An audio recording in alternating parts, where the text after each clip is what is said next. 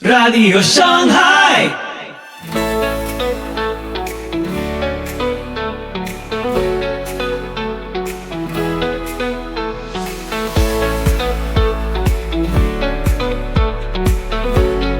Muy buenos días, tardes o noches, donde quiera que estés en el mundo. Soy Pipo Biglione y te doy la más cálida bienvenida a Radio Shanghai.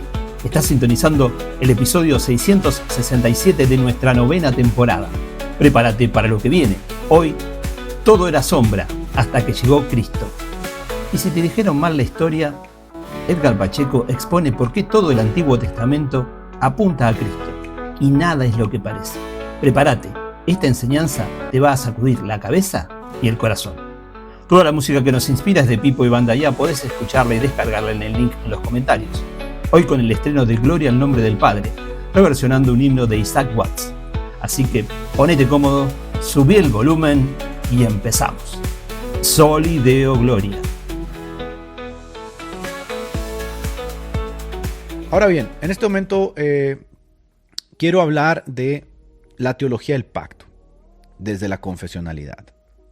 Y van a darse ustedes cuenta por qué es muy superior a esa innovación teológica que inventaron los renfanitas. Aquí dicen que no les llame renfanitas. Bueno, miren, es que yo sí creo que hay una distinción, como dijo ayer Moisés Gospel, entre esa división de los mentados académicos, que yo no sé dónde están, ¿no? Porque nada más me dicen que académicos y académicos, pero siempre los que me andan presumiendo son todos estos adalides, ¿no? Que dominan la narrativa.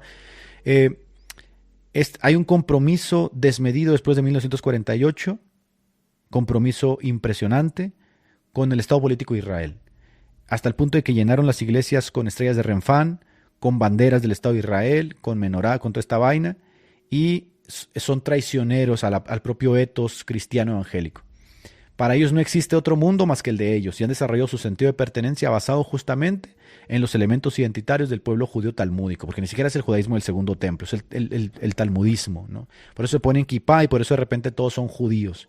Entonces es esa parte la que yo combato, ese renfanismo que inyecta millones de dólares a la política de Estados Unidos y que por supuesto tiene es un brazo ideológico junto con el AIPAC, que porque, por si no lo sabías, el mayor inversor del AIPAC era justamente este dueño de OnlyFans, que le mentía millones, y así determinan el rumbo de la política interna y externa de Estados Unidos. Por eso ahora, aunque tienes, por ejemplo, al gobernador de California. El gobernador de California es un presidenciable, de hecho ha estado subiendo bastantes puntos. Bueno, acaba de dar una entrevista donde acaba de decir que es sionista hasta los tubos. ¿Sabes por qué? Porque no existe división entre la izquierda y la derecha en Estados Unidos. Esa ficción de la derecha y la izquierda se la inventaron. Todos ellos están comprados por el AIPAC. J.D. Vance está comprado por el AIPAC. Donald Trump recibió 250 millones del AIPAC. ¿Cómo lo sé? Porque es un lobby público. Tienen que hacer públicas sus declaraciones. Y hay una página que se dedica justamente a rastrear el dinero del AIPAC. Se llama AIPAC Track. Y él te dice que efectivamente todos ellos reciben dinero del AIPAC. ¿Por qué?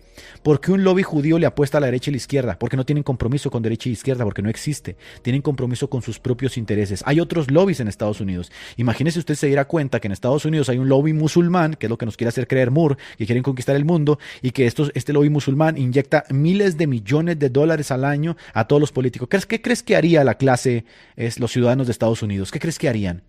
Pegarían el grito en el cielo, estarían diciendo, estamos infectados del Islam que determina la política interna y externa de nuestro país. Sin embargo, ¿por qué con el lobby del AIPAC no lo hacen? Mira, porque están comprados. Por eso ahora que se dio el fenómeno de Epstein, esa vaina se apiló y le van a dar carpetazo porque se atravesó la guerra. Y les voy a decir una cosa, vienen tiempos muy difíciles al mundo, muy, muy difíciles al mundo. Creo que la gente no ha dimensionado lo que se viene realmente. Pero tenemos que pasar por mucho sufrimiento y por mucho dolor. Y toda esa gente que anduvo predicando el chupe y todas esas estupideces, los vamos a ver con nuestros ojos. Vamos a ver cómo todas esas cosas que nos estuvieron diciendo por décadas se van cayendo una a una con su academia y con todas sus tonterías. Se van a ir cayendo una tras otra. Pero bueno, una de las cosas que dicen los renfanitas, mire, aquí tengo mi Biblia, ¿no?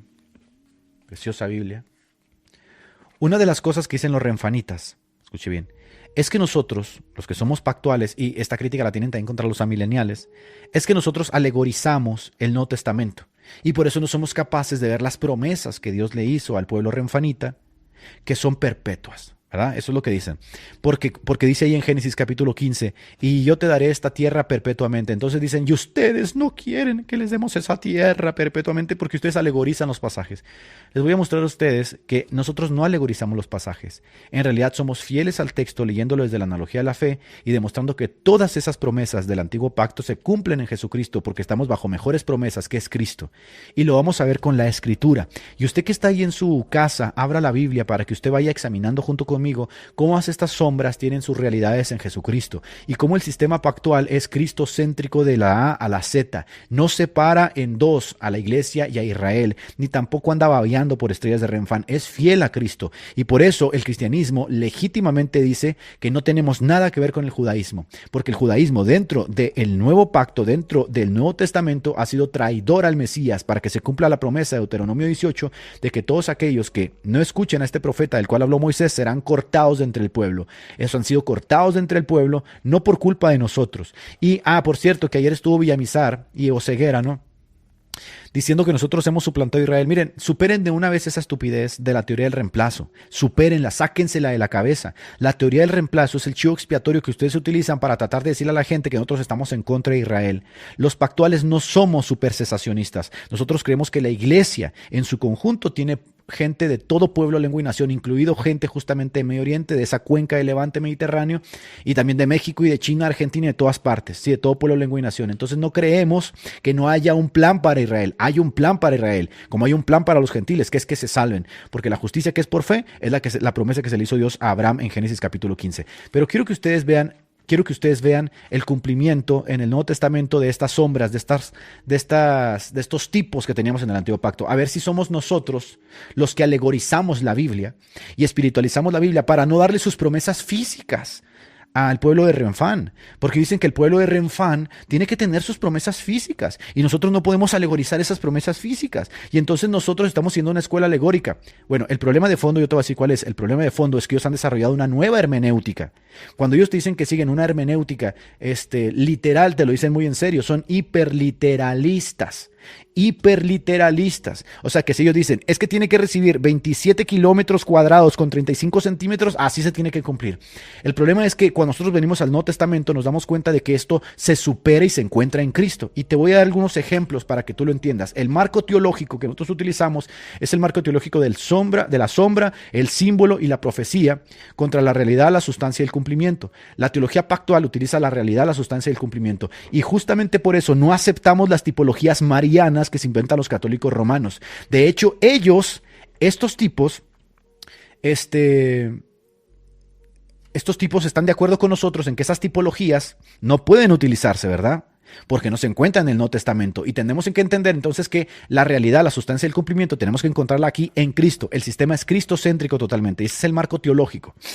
En Mateo capítulo 2, versículo 15, versículo 17, versículo 23, versículo 26, 54, dice que todo lo de los antiguos profetas, los profetas tenía que cumplirse para que se cumpliese. Tú vas a encontrar siempre en el Nuevo Testamento, en la boca de los apóstoles esto, para que se cumpliese lo que fue dicho por el Señor por medio del profeta. A través del método midráchico, ellos entonces iban al Antiguo Testamento y lo interpretaban a la luz del nuevo pacto en Cristo. Por eso Jesucristo, cuando encuentra a los caminantes de Maús, les empieza a enseñar desde los profetas cómo todas estas cosas de las cuales el Antiguo Testamento hablaba tenían su cumplimiento en él. Y cómo se les abre el corazón, les arde el corazón al darse cuenta justamente de esto. Esto es exactamente lo que hace, por ejemplo, Felipe con el etíope. El etíope está leyendo Isaías 53 y entonces le dice, ¿de quién habla Isaías 53? Si yo hago una lectura literalista del texto, siguiendo la hermenéutica literalista, yo no puedo concluir que ahí está hablando de Cristo. Tiene que venir la revelación justamente de que ahí está hablando de Jesucristo. Y Felipe dice, está hablando de Jesucristo. Y le empieza a enseñar por los medios de los profetas, por medio de la Torá, que siempre se trató de Cristo. Y por eso siempre vas a encontrar en el Nuevo Testamento esta frase una y otra vez, para que se cumpla lo dicho por el Señor por medio de los profetas. Entonces yo tengo que entender si ya se cumplió lo que Gutierritos y lo que Alduchin, lo que ellos dicen, si ya se cumplió o tenemos que esperar otro cumplimiento en una nación física. Sí, eso es lo que ellos te dicen, que hay otro cumplimiento, hay cumplimientos espirituales y otros cumplimientos físicos. Bueno, vamos a ver si es cierto. Vamos a ver. En Colosenses, como todo el estudio en Colosenses, Pablo enseñándole a la iglesia gentil, le dice, todo eso, por lo cual a ustedes los están atosigando, Es sombra de lo que había de venir, pero el cuerpo es de Cristo. Pero leámoslo juntos, ¿les parece? Porque ¿qué crees que los estaban atosigando? Con el sábado, con los elementos distintivos del judaísmo. Y Pablo tiene que llegar y decirles, a ver, paremos, porque ustedes tienen que entender esto. Todas estas cosas se cumplieron en Cristo. Y Cristo efectivamente es el cumplimiento de todas y cada una de ellas. Colosenses capítulo 2, miren lo que dice. En el versículo 8, ahí empieza. Miren que nadie los engañe por medio de filosofías y huecas y sutilezas, según las tradiciones de los hombres, conforme a los rudimentos del mundo, y no según Cristo. Todo es cristocéntrico. Pablo está diciendo, no dejen, cualquiera de estas filosofías que ponga sus ojos en una nación renfanita, cualquiera de estas filosofías que les hable otras cosas y no les hable de Cristo, entonces no le pongan atención. ¿Por qué? Porque vosotros estáis completos en Cristo. No les hace falta nada más en Cristo. Y luego sigue aumentando, dice, porque Cristo es la cabeza de todos los principados y las potestades. Por lo tanto, dice acá en el versículo 16, por lo tanto, debido a que ustedes están completos en Cristo y entienden que todo lo que dice el Antiguo Testamento se cumplió en Cristo, por lo tanto, aquí en el condicionante dice, nadie los juzgue a ustedes en comida y en bebida. Si vienen los judíos a decirles que ustedes deben de comer esto y que deben de comer aquello y que deben de comer acá, díganles, no, porque todo eso tuvo su cumplimiento en Cristo. Versículo 16. Ni tampoco que nadie venga a decirles de días de fiesta. Caray, pero si estos son distintivos del antiguo pacto, efectivamente las fiestas eran muy importantes para ellos, por eso ellos todavía celebran estas fiestas. Y entonces ellos iban y perseguían a Pablo y le decían, no, es que también tienes que cumplir estas cosas porque Dios dice que las debes de cumplir. Y aquí en el versículo 6 dice, no, porque venimos del versículo 8 y dice, ustedes están en Cristo y están completos en Cristo. Por lo tanto, tampoco que nadie los juzgue de luna nueva o días de reposo. Todo lo cual, versículo 17, ¿cuál todo lo cual? Todos esos distintivos, todas esas cosas son sombra. Grabes esa frase, sombra de lo que había de venir. El cuerpo es de Cristo. Entonces lo que vamos a encontrar en el Nuevo Testamento es el cumplimiento de todas esas cosas que los renfanitas dicen que se tiene que volver a cumplir. Entonces, no somos nosotros los que alegorizamos ni espiritualizamos estas cosas. Mire, Colosenses 17, todo es sombra. Esas eran sombras, la tierra era una sombra, el tabernáculo era una sombra, el templo era una sombra, el Levítico era una sombra, los sacrificios eran una sombra, los utensilios eran una sombra. Si todo eso era una sombra, entonces ¿cuál es el cumplimiento? Cristo es el cumplimiento del tabernáculo, sí, destruían este templo y en 3 días lo levantaría, hablando de su cuerpo. Cristo es el cumplimiento de la tierra, sí, Él es el nuevo reposo según Hebreos. Cristo es el cumplimiento de los utensilios, sí, Cristo es el cumplimiento de todas estas sombras. Él cumple las sombras, en Cristo entonces estamos completos. Yo no necesito un nuevo templo porque yo tengo al templo que es Jesucristo y yo mismo me convierto en parte de esa iglesia como piedra viva. Por eso dice en Romanos capítulo 12, os ruego por la misericordia de Dios que ofrezcáis vuestros cuerpos en sacrificio vivo. Y lo en 1 Corintios dice que nosotros somos templo también. Entonces, ¿qué quiere decir? Que yo no necesito ofrecer sacrificios como en el Levítico, sino que ofrezco sacrificios de alabanza desde mi cuerpo. Mi cuerpo se convierte en el templo porque se cumplen las sombras en Cristo. Y en Hebreos se nos habla justamente de esta sustancia. ¿Cuál es esta sustancia? ¿Cuál es el cumplimiento de estas sombras del Antiguo Testamento? Cristo. Porque la ley, teniendo la sombra, para que cuando venga Gutierritos y venga Waltercito y Moore y todas estas personas a decirles que no, que tiene que haber otra promesa, porque la tierrecita tiene que ser física, dígale, todo eso es sombra. Grabes esa palabra, sombra de los bienes venideros. No es la imagen misma de las cosas. De hecho, en Hebreos, en el capítulo 1, cuando empieza a hablar de Cristo, empieza justamente la batalla contra esa apreciación que se tenía de que Moisés es el superior, es el más grande de los profetas. Y dice, no, Jesucristo es el más grande de los profetas. Hebreos capítulo 1, habiendo introducido al hombre, a Jesucristo al mundo, le dice a los ángeles, adórenle los ángeles de Dios. ¿A cuál de sus ángeles Dios llamó jamás? Hijo mío. Sin embargo, del Hijo dice, adoren en los ángeles de Dios. Y ahí empieza entonces, Jesucristo es mayor que los ángeles. Sí, Jesucristo es mayor entonces que los profetas, sí. Porque Pedro dice, estos profetas diligentemente inquirieron qué tiempo y qué espacio hablaba el Espíritu que estaba en ellos sobre quién era ese profeta que había de venir. Por eso Juan Bautista, cuando recibe la revelación, dice, ahora entiendo, este es el Cordero de Dios, porque yo vi el testimonio del Espíritu Santo que me decía, este es mi Hijo amado en el cual yo tengo complacencia. Cristo es el cumplimiento, pero es que Pablo, o el que haya escrito Hebreos, redobla la apuesta y dice, pero es que es mayor que Moisés, porque Moisés sirvió en la casa, que era sombra del tabernáculo celestial, pero el creador de ese tabernáculo es Cristo, y en Apocalipsis dice que Él baja engalanado en ese tabernáculo, siendo Él nuestro propio templo, ya no necesitamos luz porque Él es nuestra luz, entonces es sombra, y entonces tiene que responder, y la tierra, los 25 kilómetros cuadrados desde el río 27, venir a la todo es sombra, lo vamos a ver. Y no tienes que ser alegórico ni mucho menos. La interpretación te la está dando Pablo y todos ellos la conocían. Estas son las famosas tipologías bíblicas que son casos específicos de transformación que tienen su encuentro en Cristo. Veamos algunas.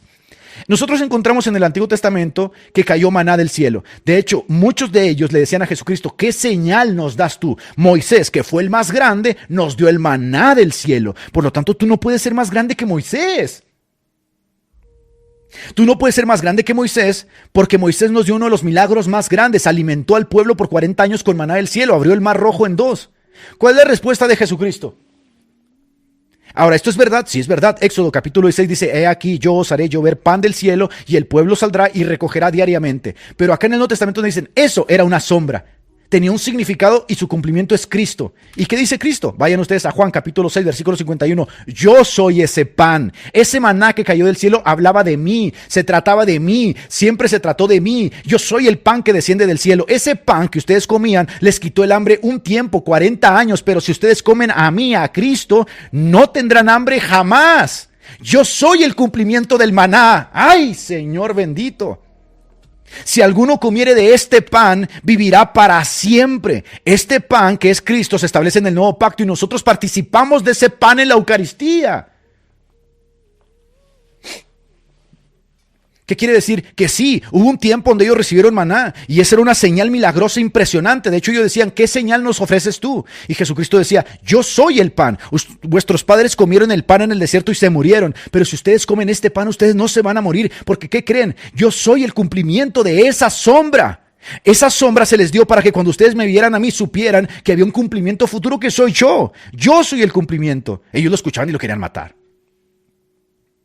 Entonces no estamos alegorizando el texto, estamos haciendo el texto cristocéntrico. Eso es lo que estamos haciendo. Eso es lo que hace la teología pactual. La teología pactual no divide a la iglesia de Israel. No, ellos tienen que recibir promesas porque son el pueblo de Renfán y Dios les... No. Cristo, solo Cristo. Cristo es el cumplimiento de las promesas. Por eso los apóstoles hablaban de Cristo desde la A hasta la Z. Yo soy el alfa y el omega. Todas estas cosas se trataron siempre de mí. Y habiendo venido el tiempo de la culminación, Dios envió a su Hijo en cuerpo de carne y tabernaculizó con nosotros. ¿Tabernaculizó? Sí, eso dice el texto en griego. Y de hecho las ediciones modernas lo utilizan así, tabernaculizó.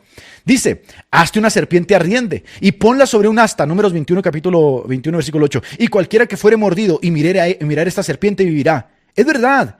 Esa serpiente tenía un cumplimiento, era una sombra. Cuando los judíos les hablabas de la serpiente, ellos tenían que entender que entonces había una serpiente que los iba a curar para siempre. Era una sombra que tenía que tener un cumplimiento. ¿Y qué dice Jesús en Juan capítulo 3, versículo 14? Hace eco de esa sombra. Dice, esa imagen, esa sombra que tanto les emocionó y que los curó, se trataba de mí. Les hablaba de mí en sombras, porque dice Clemente de Alejandría que era el gran pedagogos. Dios los tomó de la manita y les fue enseñando a través de sombras, a través de tipologías, a través de señales, lo que iba a venir, porque la ley que no vivifica era un ayo que nos llevaba como niñitos, ¿verdad? Hasta encontrarnos en el nuevo pacto y decirles, miren, todo esto se trató siempre de Cristo. Pero la tierra, Pacheco, la tiene que recibir desde el río del Éufrates. La tierra son 27,000 kilómetros cuadrados, Pacheco. Y Jesús diciendo, no, siempre fui yo. El maná fui yo. La serpiente fui yo. Y como Moisés levantó la serpiente, así será necesario que el Hijo del Hombre sea levantado. Era una sombra de mi crucifixión. Y cuando yo sea levantado, atraeré a todos hacia mí. Así como este pueblo miraba a la serpiente y sanaba, así cuando ellos me vean, que era la sombra, el significado real de esa sombra era que cuando ellos me vean crucificado, los pueblos vendrán a mí, porque vendrá el perdón de sus pecados. Uf, papá.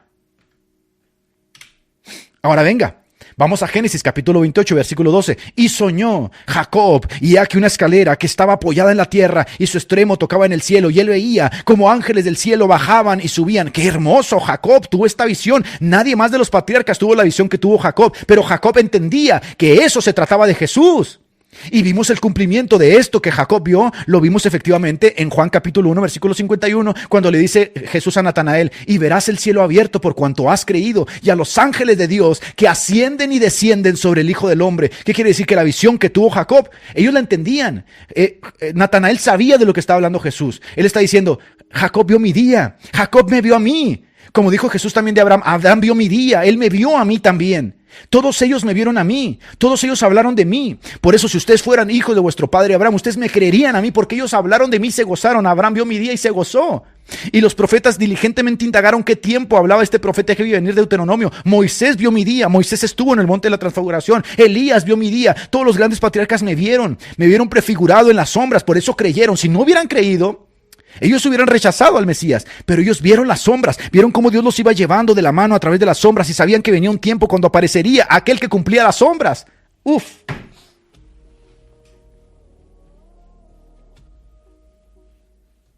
Y aquí le dice, Natanael sabe lo que está diciendo Jesús. ¿Sabes qué? Eso que dice la Torá de Jacob, soy yo. Siempre se trató de mí. Jacob formaba parte de los patriarcas, de ese remanente que Dios se reservó y que vio a Jesús en las sombras. Pero seguimos, vamos nosotros a Éxodo capítulo 25 y empezamos a entrar a las cosas que no les gustan a los renfanitas. Y harás un santuario para mí y habitaré yo en medio de ellos. Tiene que venir el Pacheco, tiene que venir el tercer templo, Pacheco, porque si no viene el tercer templo no se pueden cumplir las profecías, Pacheco, 25 kilómetros cuadrados y no lo ha recibido. Yo fui a Jerusalén con una regla de medir y medí y le faltaba una piedra que está en el Líbano, Pacheco, y la tiene que recibir, tú no sabes, te voy a nalguear. ¿Verdad? Acá, Éxodo 25:8, dice, y harán un santuario para mí, y habitaré en medio de ellos. Si los judíos leen esto, dicen, tiene que haber un santuario siempre para que Dios habite en medio de nosotros. Entonces uno entendería que tienen que tener un nuevo templo. Entonces, mira lo que dice Jesús. Juan, dice el apóstol Juan, en el capítulo 1, versículo 14, y aquel verbo fue hecho carne, y ese verbo puso su tabernáculo entre nosotros. Y en Hebreos dice, y anduvo haciendo bien a los hombres. ¿Se cumplió? Pero la pregunta es, ¿cómo se cumplió? Cristo, papá. Cristo es el tabernáculo, Cristo es el maná, Cristo es los panes de propiciación, Cristo es el velo, Cristo es toda la sombra del antiguo pacto porque Él es el creador de ese pacto. Entonces cuando los hombres veían estas sombras, veían sombras de lo venidero.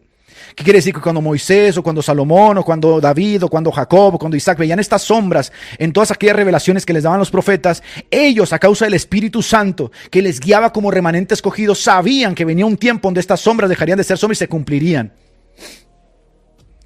Pero entonces, Pacheco, ¿por qué sos antisemita, Pacheco? Vamos, por ejemplo, a Génesis capítulo 18. Mira lo que dice. Entonces Melquisedec, rey de Salem y sacerdote del Dios Altísimo, sacó pan y vino. Es lo que dice, ¿no? ¿Y dónde tiene su cumplimiento en el nuevo pacto? Hebreos capítulo 7, versículo 17. ¿Saben qué? Que en realidad Melquisedec era una sombra de Cristo. ¡Ay, mi madre! En realidad, Melquisedec era una sombra de Cristo. Y vamos a Hebreos capítulo 17, que está escrita justamente para esos judíos que se estaban convirtiendo al cristianismo y no entendían todavía estas cosas. Por eso en Hebreos capítulo 6 le dice, ustedes debiendo ser maestros todavía tienen necesidad que se les enseñen los rudimentos de la fe. Así que hay que perseverar para tener los sentidos agudizados por el buen uso de las escrituras. Le dice acá en Hebreos, le dice estas cosas. Dice, estas vainas de Melquisedec, estas vainas del tabernáculo, estas vainas de la tierra, estas vainas del maná, todo tenía que ver con Cristo. Y ahora en Cristo ustedes no esperan nada porque están completos. Por eso nosotros no somos de los que retroceden, porque siempre estamos poniendo los ojos puestos en Jesús. Hebreos capítulo 2, el autor y el consumador de nuestra fe. Alguien tiene que cerrar la sinagoga. Pacheco, no puedes tirar tantos factos, Pacheco. Te van a liar, Pacheco. Entonces vamos allá a Hebreos capítulo 7 para que usted lo lea conmigo y se dé cuenta efectivamente que todo tiene su cumplimiento en Cristo. Y en Hebreos capítulo 7 dice así, porque este Melquisedec, rey de Salem, sacerdote del Dios Altísimo, que salió a recibir a Abraham, que volvía de la ruta de los reyes y lo bendijo, a quien asimismo dio a Abraham los diezmos de todos, cuyo nombre significa primeramente rey de justicia, rey de Salem, que rey de paz, sin padre, sin madre, sin genealogía, que no tiene principio de días ni fin de vida. Considerad pues cuán grande era este Melquisedec, que a Abraham le dio los diezmos. Ah, por supuesto, ¿sabes por qué? Porque Abraham entendía la sombra, por eso le dio los diezmos, porque Abraham entendía la sombra y los que estaban en el lomo de Abraham entendían también la sombra de que formaban parte de un pacto, porque Melquisedec es sombra de Cristo. Y por ahí se dice acá, en el versículo 13, versículo 14, porque manifiesto es que nuestro Señor vino de la tribu de Judá, de la cual no habló Moisés tocante al sacerdocio. Y esto es aún más manifiesto, si a semejanza de Melquisedec se levantó un sacerdote distinto, no constituido conforme a la ley de mandamiento acerca de la descendencia, sino según el poder de una vida indestructible, pues se da testimonio, tú eres para siempre, según el orden de Melquisedec. ¿Qué quiere decir? Que nuestro sumo sacerdote no es como los sumos sacerdotes de Aarón, que se morían y tenían que escoger a otro. No es como los sumos sacerdotes de Aarón, que tenían que levantarse y ofrecer sacrificios constantemente y que estaban rodeados de debilidad, como dice Hebreos, porque ellos mismos eran pecadores, sino que nuestro sumo sacerdote de la orden de Melquisedec es eterno, entró una sola vez en el santuario y para siempre, y entonces ha hecho perfectos para siempre los santificados. Papá, tenés que hacer la sinagoga. Uf, ¿cómo retengo todo eso en la cabeza? Ni yo me lo explico. Yo pienso que el Espíritu Santo, cuando cuando le place realmente, me trae todas estas cosas a la cabeza. Porque es como si vinieran. Y es lo bello. Porque efectivamente todas estas cosas están en la Biblia. Yo solamente tengo que leer la Biblia y ver a Cristo en ella. Pero es que estos no ven a Cristo, estos ven a Israel. Son renfanitas, israelólatras. ¿Y qué estoy haciendo? Estoy haciendo lo que dijo justamente el autor de Hebreos en el capítulo 6. Ustedes debiendo ser ya maestros por el uso de tener los sentidos agudizados, saber estas cosas, pero ustedes no las saben. Tenemos que hablarles otra vez de la resurrección, de la imposición de manos, del bautismo. Tenemos que hablarles de la conciencia de obras muertas. ¿Por qué? Porque son niños. Si fueran ustedes maduros, no estarían retrocediendo, no estarían crucificando nuevamente al Hijo de Dios, teniéndolo por vituperio, sino que seguirían avanzando. Pero nosotros no somos de los que retrocedemos. ¿Por qué? Porque somos maestros. Hemos crecido en el desarrollo de la fe y entendemos efectivamente que todas estas cosas hablan de Cristo. Y entonces yo no tengo que estar llorando por el templo, no tengo que estar llorando por el maná, no tengo que estar viendo a Moisés, porque ahora veo a Cristo. Cristo es el cumplimiento. Moisés se gozaría de que yo lo vea así. Es hermoso, ¿no creen? Es precioso. Si Moisés me viera, me diría, estás haciendo bien, estás viendo a Cristo. Ya no tienes tus ojos puestos en ese pedazo de tierra como lo tiene Guti. Pero el pedazo de tierra, Pacheco, son 27 kilómetros cuadrados. Israel nunca recibió 27 kilómetros, solamente recibió 24.5. Tiene que venir el anticristo para que reciba 27.8. Es hermoso. Moisés se levantaría y me diría, estás haciendo bien, efectivamente, porque yo lo vi de lejos y me gocé. Estás haciendo bien, me diría Moisés, porque estás viendo a Cristo en el tabernáculo, estás viendo a Cristo en la tierra prometida, estás viendo a Cristo en la serpiente, estás viendo a Cristo en el maná, estás viendo a Cristo en la escalera de Jacob. Bien hecho. Pero ¿cómo lo lograste? Por el Espíritu Santo que se nos reveló a nosotros, que nos reveló estas cosas, dice Pablo, para que las transmitiéramos a los gentiles. Por eso en Romano dice que seremos juzgados por el Evangelio de Pablo, que se nos transmite efectivamente con esta cadencia.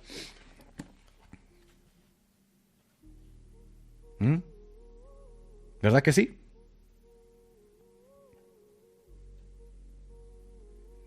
Dice, lo de José vendido por sus hermanos es otra sombra de Cristo. Efectivamente, ya lo estás viendo, estás leyendo la Biblia de forma cristocéntrica. Y una vez uno empieza a leer la Biblia de forma cristocéntrica, se cumple lo que decía A.W. Tozer, decía, una iglesia empieza a crecer o se desmorona cuando se deja la aplicación de Cristo. Una vez empiezas a ver a Cristo en la Biblia, empiezas a crecer y ves más, y creces más, y recibes más. ¿A quién ven estos en la Biblia? A Israel, a Renfán.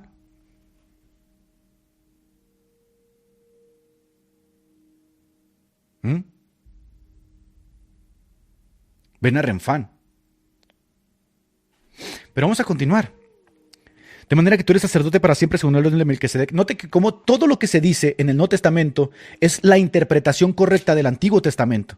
O sea que cuando ellos me dicen, pero Pacheco, tiene que haber una tierra, yo simplemente tengo que ir a buscar en el Nuevo Testamento para saber si estas personas hablaron de la tierra. Y si ellos hablaron de la tierra, entonces yo tengo la respuesta en el Nuevo Testamento. Y sí, cuando nosotros vamos, por ejemplo, a Hebreos capítulo 4, nos vamos a encontrar esto, ¿no? Dice Hebreos capítulo 4, temamos pues no sea que permaneciendo en la promesa de entrar en su reposo, que era justamente esa tierra, alguno de vosotros perezca por no haberlo alcanzado. Qué raro, ¿no? O sea que habla de un nuevo reposo. Sí, ¿cuál era el reposo? Cristo. Por eso dice, porque si José les hubiera dado el reposo, versículo 8, no hablaría después de otro día. ¿Y cuál es ese otro día? Cristo. Cristo es el reposo. Y en el versículo 10, acá de Hebreos se revela la apuesta, porque la ley, teniendo las sombras de los bienes venideros, no la imagen misma, no puede por los sacrificios hacer perfectos a los que se acercan. De manera entonces que los sacrificios tenían que ver con Cristo. Sí, es el cumplimiento de los sacrificios, porque Él ofreció un solo sacrificio para siempre, y por eso ha hecho por siempre perfectos a los santificados. Y por eso no creemos la idiotez del purgatorio, porque el purgatorio es un tablón, te sigues purificando, como si la sangre de Cristo no tuviera la eficacia de limpiarte una vez y para siempre, como dice Hebreos. Porque si tienes que seguirte purificando después de muerto, y seguirte purificando a través de sacrificios y la imputación de las obras de los santos, entonces la sangre de Cristo no es suficiente para limpiarte. Pero Hebreos dice todo lo contrario, dice sí. ¿Sabes por qué esos sacrificios eran sombra? Porque aunque en el antiguo pacto ellos creían que eran limpiados por los sacrificios, ahora sabemos que en realidad no los limpiaba. ¿Y cuál es la evidencia que no los limpiaba? De que tenían que estar ofreciendo una y otra vez. Pero una vez venido Cristo, usted no tiene que estar ofreciendo sacrificios por el pecado. Usted lo que hace es sacrificio de labios puros, sacrificio de alabanza, porque el sacrificio lo ofreció Él. Entonces, ¿cómo yo accedo a ese sacrificio? Por la fe. Por la fe, pues, tenemos paz para con Dios, Romanos capítulo 5, y ya no estamos en pleito con Dios. Y por eso dice 2 Corintios capítulo 5, dice, todo aquel que está en Cristo, nueva criatura es. Yo no necesito ofrecer sacrificios para el perdón de mis pecados, porque yo he decidido creerle a Dios, y que las sombras de las cuales hablaba Cristo se cumplieron en Él, y yo pongo mi confianza en Cristo. Todo se trata de Cristo. Por eso los reformadores decían, solo Cristo, sola fide, sola gracia, soli deo gloria. Y obviamente, ¿dónde sacamos todo esto? De aquí, de las Escrituras. Sola Escritura. Pero continuamos, porque en Levítico capítulo 1, versículo 4 dice, y pondrá su mano sobre la cabeza del holocausto y será aceptado para expiación. Y sí, cuando los judíos leían esto, decían, ahí está, mira, vamos a hacer esto y vamos a ser expiados de nuestros pecados. Y ellos lo creían tajantemente porque era una sombra que les daba ese significado. Cuando ellos leían la Torá y leían que ellos iban a hacer esto por su pecado y que iban a ser expiados su pecado, tú no les podías juzgar de mentirosos. Porque efectivamente eso decía la Torá, pero venido el nuevo pacto entendemos que ese significado era una sombra y tiene un significado pleno en Cristo. Y por eso, aunque se habla de una expiación de los pecados, luego nos dice Hebreos, Cristo habiendo ofrecido un solo sacrificio por los pecados, se sentó luego a la diestra del Padre. Y ese se sentó es que ya gobierna. ¿Qué quiere decir? Que Él no va a fallar. Y por eso dice Timoteo, tenemos a un sumo sacerdote, dice Hebreos, dice Timoteo, un solo mediador entre Dios y los hombres. Alguien tiene que cerrar la sinagoga y quebrar los shofares, papá. ¿Qué quiere decir que está sentado? Que culminó, tetelestai, consumado es, no va a haber más sacrificios, no va a venir a morir otra vez, de hecho no aparecerá con relación en el pecado en la segunda venida, sino como un Dios triunfante, un rey triunfante. Por eso estamos esperando que Dios ponga a todos los enemigos de Cristo bajo sus pies, que falta poquito y el que ha de venir, ¿no? Y por eso dice este mismo Cristo que se fue, así regresará, que es la promesa.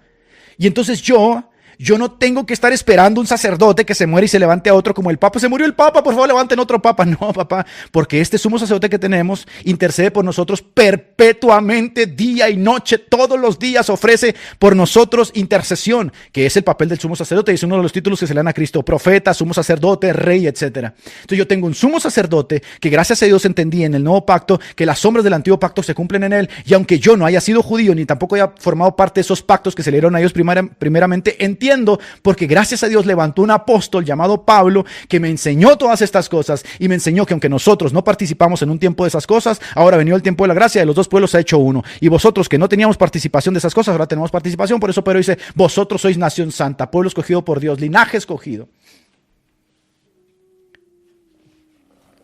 ¿No les parece a ustedes? A ver si se desenfocó esta vainita. ¿No les parece a ustedes que la teología del pacto es hermosa? Es hermosa. Pero tiene que venir un tercer templo, Pacheco, porque el anticristo vino del tercer templo.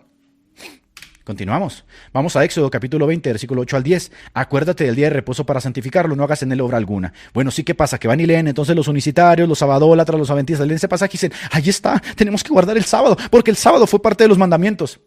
Entonces yo tengo que ir a encontrar ahora en el Nuevo Testamento si esta es una interpretación correcta, si lo tengo que tomar literal, como dicen los renfanitas. Hay que leer literal la Biblia, hiperliteralismo, Pacheco. O si yo puedo encontrar efectivamente, gracias a los apóstoles que el Señor levantó, y uno de ellos es el apóstol de los gentiles, el bendito Pablo, el santísimo apóstol Pablo, que fue escogido del vientre de su madre para que anunciara esto a los gentiles, citando a Isaías, que quiere decir que es una figura escatológica Pablo. Yo tengo que encontrar si efectivamente esto tiene que ver con lo que me dicen los renfanitas, con lo que me dicen los sabadólatras y adventistas. Y dice aquí Mateo 11:28, no, venid a mí todos los que estéis trabajados y cansados, y yo soy su descanso.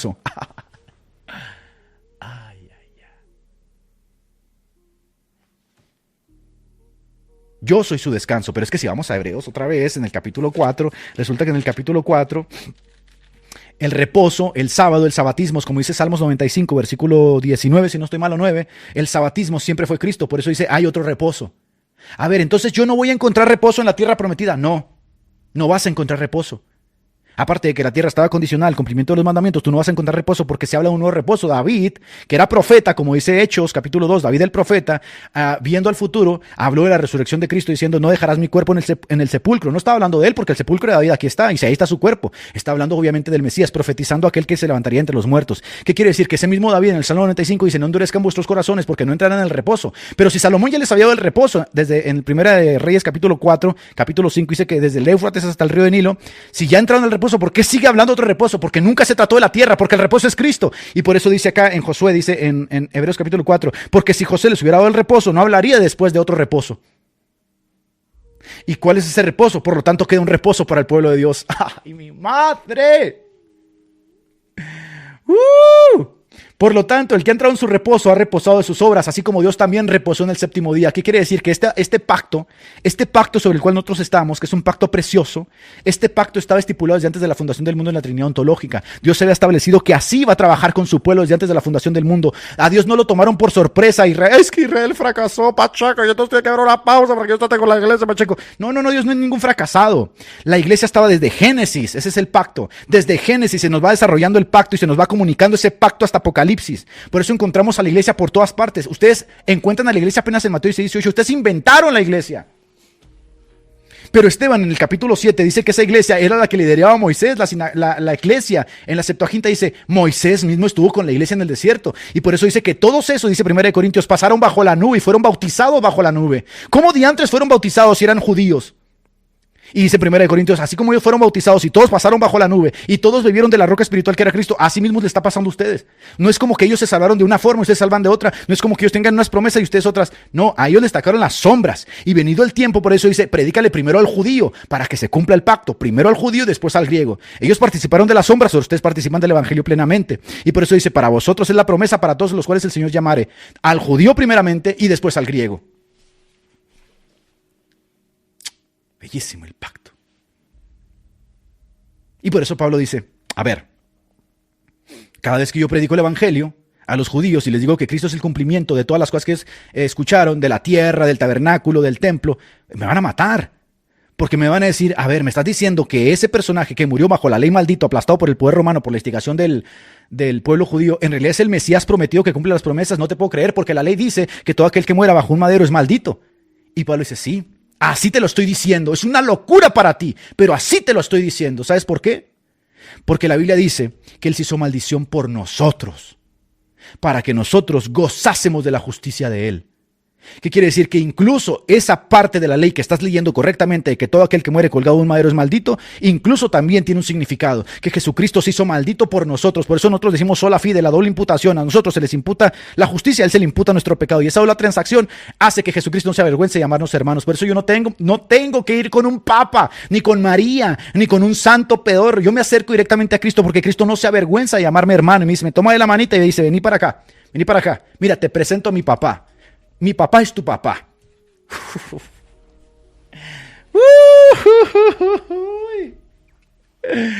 Ay, ay, ay, ay, ay. Y por eso Jesucristo abre, por supuesto, el acercamiento al Padre, la filiación de nosotros con el Padre. Dice, cuando vosotros oraréis, no oraréis María Santísima, Ave María. Oraréis así, Padre vuestro, Padre nuestro.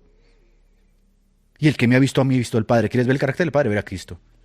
Quiere decir que Jesucristo no está haciendo nada contrario al Padre, nos está revelando el pacto. Venido el tiempo, viene Jesucristo. Luego Jesucristo se va y nos deja al Papa, nos deja el Espíritu Santo bendito que continúe el pacto. Pero continuamos. Vamos a Éxodo capítulo 12, versículo 5 y dice, el animal será sin defecto, macho de un año, lo tomaréis de las ovejas o de las cabras. Entonces cuando ellos leían eso, ellos iban escogiendo una ovejita, ellos ofrecían un machito y buscaban que no tuviera un pelo negro ni uno rojo, fuera perfecto, no estuviera ahí con los huevitos machucados, nada. Y entonces Pablo dice, les digo una cosa, en realidad ese siempre fue Cristo. Oye, ya párale con Cristo. Sí, todo se trató de Él siempre. Todo. ¿Sabes por qué? Porque en 1 Corintios capítulo 5, versículo 7, Pablo dice, porque nuestra Pascua es Cristo. Ay, madre. Ay, ay, ay, ay, ay, alguien tiene que cerrar la sinagoga. Pacheco, tú no entiendes la Biblia, Pacheco. Son 27 kilómetros que le debes a Israel. Él es nuestra Pascua. Entonces, obviamente, para los gentiles no era difícil aceptar esto, porque Pablo básicamente como apóstol de los gentiles se lo explica y ellos lo aceptaban. A menos que los judaizantes se metieran a las iglesias y les hicieran cambiar de opinión. Y sí, tenemos a los judaizantes haciendo efectivamente que el pueblo gentil, que entiende que Cristo es el cumplimiento pleno de todas las promesas, empiece a adorar a Israel, empiece a adorar los distintivos de los judíos. ¿Quién hace eso hoy? ¿Quién hace eso hoy? Respóndase nada más eso. ¿Quién hace exactamente lo mismo que hacen los gentiles en el Nuevo Testamento? Regresando a los gentiles, a los distintivos de Israel, a las promesas físicas, a las promesas nacionales, a las promesas del antiguo pacto. ¿Quién hace exactamente? Los renfanitas hacen eso. Por eso salen con kipás, por eso salen con que ahora ellos son judíos. Las promesas son de la tierra y todas esas vainas. ¿Por qué? Porque han hecho judaizar al pueblo. Y por eso de ahí a judaizar es básicamente un paso. Y de ahí a raíces hebreas es un pasito. Son traidores a la fe cristiana. Y note cómo... Y yo puedo durar aquí citando texto tras texto, tras texto, tras texto. ¿Sabe qué estoy haciendo? Estoy haciendo lo que hicieron los primeros apóstoles y enseñándole a los gentiles y a los judíos por los profetas que todo tenía cumplimiento en Cristo. Asimismo, yo también les enseño a todos ellos que todo tiene cumplimiento en Cristo. Que su tierra, de la cual ellos dicen que tiene que bombardear Líbano y que son 27 kilómetros y que 4 para acá y que 1 cuadra para allá, todo tiene su cumplimiento en Cristo. Porque si José les hubiera dado la tierra, entonces no tenían otro reposo. Entraron a la tierra, pero nunca se trató de un pedazo geográfico de piedras. De hecho, todo lo contrario, porque cuando vamos a Gálatas, fíjese lo que dice Gálatas. Dice que esa tierra es esclava, está en esclavitud, produce esclavitud. Y dice que esos judíos que están enamorados de esa tierra no tienen fe y son hijos de Agar. Eso dice Pablo. Eso está enseñando Pablo. Que esos judíos por los cuales Guti babea y por los cuales Alduchin babea y todos estos renfanitas, pseudo renfanitas babean, Pablo está diciendo, todos esos son hijos de Agar. Los hijos de la promesa no esperan ese pedazo de tierra putrefacto, porque esperan cielos nuevos, tierra nueva, y nuestra ciudadanía, dice, está en los cielos. De hecho, en Hebreos, si usted va al capítulo 11 de Hebreos, dice que todos los patriarcas y todos los grandes hombres de fe tenían clarísimo que ellos no estaban esperando una tierra ni un pedazo putrefacto donde va y se empina Walters. Acá en el capítulo 11 dice así, dice, por la fe Abraham, siendo llamado, obedeció y salió de ese lugar. ¿Y sabes qué dice? Porque esperaba la ciudad que tiene fundamento y arquitecto y constructor es Dios, que es celestial. Celestial. Abraham no está esperando un pedazo putrefacto de piedras. Ni Isaac, ni Jacob, ni ninguno de los patriarcas. Ellos vieron la sombra y vieron a Cristo. Por eso Jesucristo le dice a los judíos, ustedes no son hijos de Abraham. Si ustedes fueran hijos de Abraham, me creyeran a mí, porque Abraham me vio que yo era el cumplimiento de las sombras del antiguo pacto y sabía que venía el día en que yo las cumplía. Yo soy su reposo, yo soy la tierra, yo soy el tabernáculo, yo soy el templo. De hecho, noten cómo Jesucristo nunca se detiene. Y cuando los apóstoles salen y le dicen, mira qué hermoso templo, qué hermosas piedras, Jesucristo dice, tírenlo y lo voy a levantar en 3 días. ¿Qué está diciendo Jesús? Yo soy el templo. Ay, mamá. Pacheco, tiene que venir un tercer templo, Pacheco. También mi Rufal, Pacheco, también mi Rufal lo van a alguiar. Él es el templo. Él es todo. Todo es todo en Cristo. Toda la gloria para Él siempre. De Él se trata la película, renfanitas. No se trata del estado putrefacto ese genocida. Se trata de Cristo. Por eso los reformadores dijeron, solus Christos. Sola gloria, sola fide, sola escritura, sola gracia. Tenían clarísimo que estos eslóganes glorificaban la supremacía de Cristo, hacían eco de Cristo, predicaban a Cristo, no estaban embelesados y envenenados con esa maldita idolatría que ustedes tienen con Renfán. Cristo es el templo. Tiene que venir otro templo, Pacheco. Entonces, continuamos. Vamos a Éxodo capítulo 26 y miren, dicen que alegorizamos la Biblia. No alegorizamos la Biblia, la leemos bajo Cristo. Eso es lo que hacemos, eso es lo que ha hecho la iglesia por 2000 años. Los que no leen la Biblia con los ojos de Cristo son ellos. La leen con los ojos de Renfán, con los ojos de Rairi, con los ojos de Pentecost, con los ojos de Schaeffer, con los ojos del seminario de Dallas, con los ojos de Scofield, con los ojos de todos estos renfanitas que así leen la Biblia ellos, sin Cristo, separando a la iglesia en dos y lo... Las promesas que están aquí, allá el kilómetro 27 tiene que cumplir, Pacheco. Vuélvete a Cristo. Éxodo, harás un velo azul, púrpura, carmesí, lino torcido, que haga separación entre el lugar santo y el Sanctum Sanctorum. ¿De qué está hablando? De la cortina que separaba el lugar santo y el Sanctum Sanctorum. ¿Me vas a decir que eso también tiene un significado? Todo tiene un significado. Todo. ¿Y el significado qué es? Que cuando aparezca el anticristo y levante el templo, ahí se va a sentar el anticristo y vamos a poner una nueva cortina. No. ¿Sabes cuál es el significado? ¡Cristo! Y vamos a Hebreos capítulo 10, dice, teniendo libertad ahora para entrar en el lugar santísimo por la sangre de Cristo. ¿Qué quiere decir? Que Cristo cumple perfectamente lo que estaba en el antiguo pacto restringido, porque era una sombra. Ahora podemos entrar al lugar santísimo. ¿Por quién crees? Por Renfán, por Cristo, por el camino nuevo y vivo que Él nos abrió a través de ¿dónde? Del velo. ¡Ay, mamá!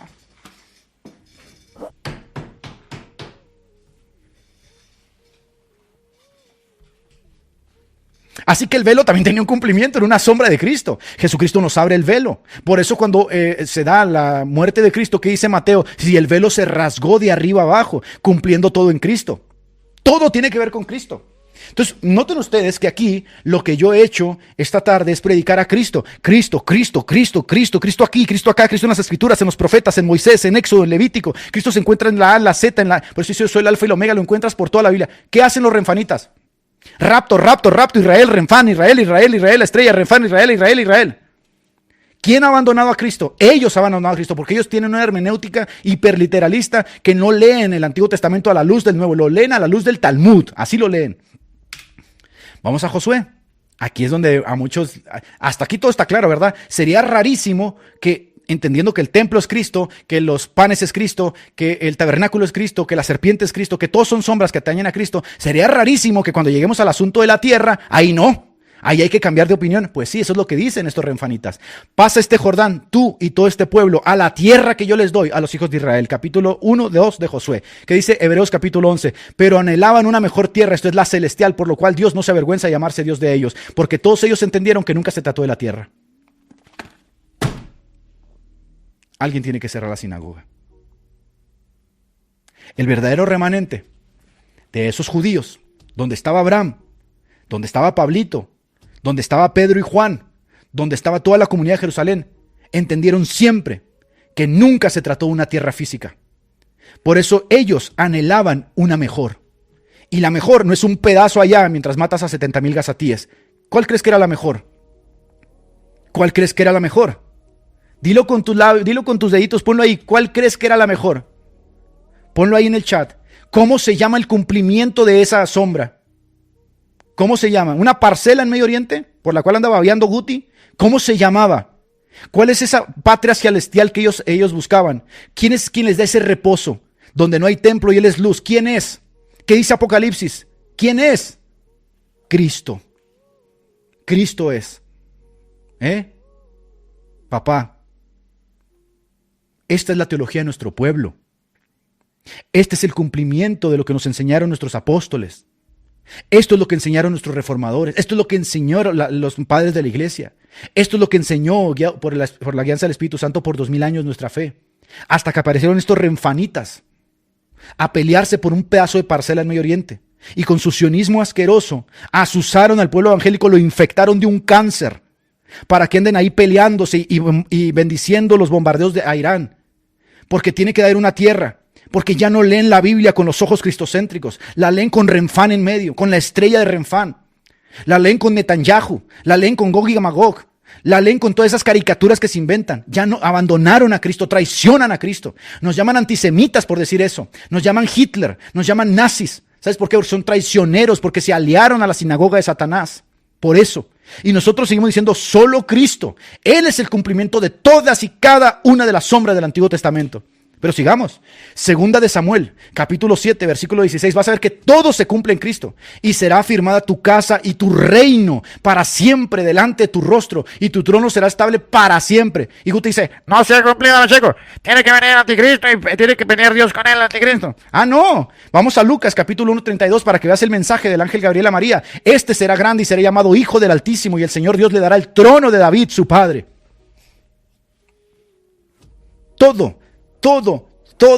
Todo se ha cumplido en Cristo. Si nosotros volviésemos a tener predicadores en nuestras iglesias llenos del Espíritu Santo, con la pasión de predicar a Cristo, que abandonen esas malditas fábulas israelólatras, si volviésemos a tener pastores llenos de convicción, llenos de pasión, con rodillas de oración, ¿sabes qué pasaría? La iglesia se levantaría con fuerza, con poder. ¿Pero qué tenemos? Una parvada de boomer idólatras de Israel que están constantemente envenenando al pueblo con este cáncer asqueroso. Pero no se preocupen, que nunca Dios abandonará su iglesia, no la dejará sola, aunque seamos un remanente, aunque seamos un pequeño grupito, como dijo Jesús, no temáis manada pequeña, no temáis, que siempre va a haber gente que va a predicar a Cristo. Esto lo dice nuestras confesiones, la confesión belga, en los artículos finales dice, no quedará la iglesia sin respaldo del Espíritu Santo, aunque haya apostatado la mayoría de ellos y el grupo de los fieles se reduzca casi imperceptible, siempre habrá predicación de Cristo, siempre habrá sacramentos aquí. Y ahorita vamos a entrar a los sacramentos para que entiendas cómo el pacto tiene que ver con los sacramentos y por qué estos renfanitas también desprecian los sacramentos. No soy profeta, ni soy hijo de profeta. No soy pastor, ni soy predicador. Soy una simple piedra. Y siempre le he dicho al Señor, tenme como un jornalero, porque te he fallado. Y siento que en ocasiones el Dios mismo me dice, como le dijo a Pedro, confirma a tus hermanos. No estoy predicando nada, no estoy enseñando nada que no haya enseñado Pablo, Pedro, mi pueblo por 2000 años. ¿Sabes por qué causa tanta controversia enseñar esto ahora? Porque estamos infectados de un maldito cáncer, renfanita. Y cuando yo hablo estas cosas, las digo porque soy antisemita, porque soy hitleriano. La misma persecución que recibió Pablo de los judaizantes es esta persecución que ha levantado Moore, que ha levantado Guti, que levanta Alduchin, que levantan todos estos renfanitas. Tienen eso en común. Estos que defienden a estos que se dicen ser judíos y no lo son. porque no creen en el Mesías. Y para ser judío correctamente del corazón, hay que creer en Abraham, en lo que Abraham creyó, que es en el Mesías. Y por eso en Gálatas dice, vosotros por la fe sois linaje de Abraham. Yo soy hijo de Abraham, yo he creído a mi Mesías. Yo he creído que todo lo que dice el Antiguo Testamento, todo lo que Abraham vio por sombras, todo lo que Jacob vio por sombras y todo lo que Pablo me predicó, yo creo que es verdad todo.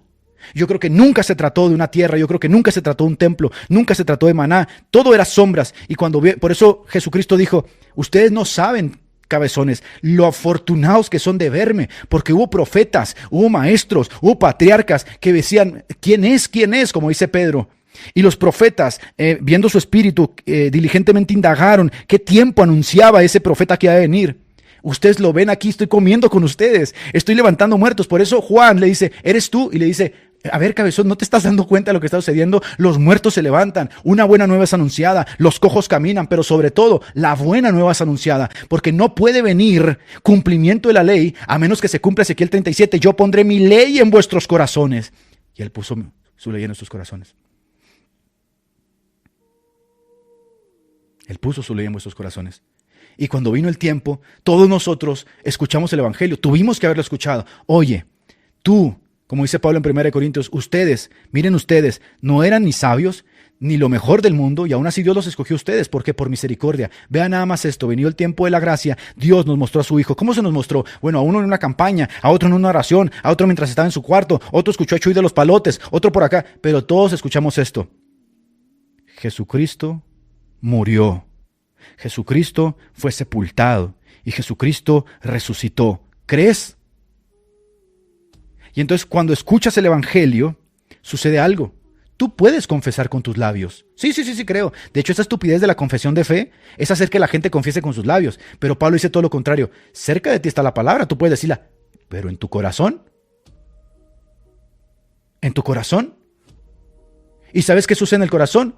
Viene lo que estaba justamente dicho en el Antiguo Testamento.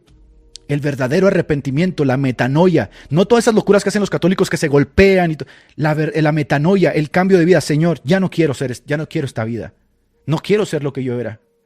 Si tú me perdonas, si tú me limpias, yo quiero seguirte. Ve el Evangelio, eso sucedió una y otra vez, nos sucedió a nosotros, te sucedió a ti, nos sucedió a todos. Uno dice, mira, yo andaba acá tirado en esto. No, puedes especificar, pues yo era homosexual, yo era alcohólico, puedes especificar, pero en el fondo, el problema del hombre es que estaba caído y buscaba quien le tendiera la mano y apareció Cristo. Juan capítulo 1, versículo 2, y tabernaculizó con nosotros y anduvo haciendo bienes a los hombres como dice Hebreos. Y entonces, ¿qué pasó? Alguien te tiende la mano. Y entonces brilla el espectáculo en la escena de que ya Dios no unge solamente al profeta, al rey, al sacerdote. Ahora el Espíritu Santo viene sobre todos y dice, hey, tranquilito, y no te voy a dejar huérfano. El Espíritu Santo está sobre ti hasta que yo regrese. Son las arras de vuestra herencia. ¿Qué significa esto, hermano? Que no vas a temer y vas a tener esa unción, la unción para ser mi testigo. No vas a tener miedo, ¿sabes por qué? Porque yo estoy ahí, yo enviaré a otro consolador. ¿Tú crees que yo necesito al Papa para esto? El Espíritu Santo está aquí conmigo en la habitación, mora en mí, da testimonio de que Cristo es verdad y sigo creyendo y me mantengo creyendo y a veces caigo y me levanto y tropiezo. Todo se trata de Él, siempre se ha tratado de Él.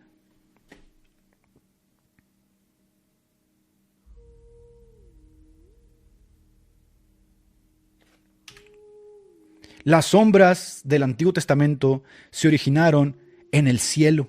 Por eso en Hebreos dice que Moisés vio el tabernáculo, las sombras, el blueprint de lo que él debería hacer. Por eso fue tan quisquilloso. Mira, pon esto así y esta medida tiene que ser así. ¿Sabes por qué? Porque eso tipifica algo en el futuro. Entonces tienes que ser muy cuidadoso cómo diseñas el arca, porque estas cosas transmiten una verdad que la gente en el futuro tiene que entender.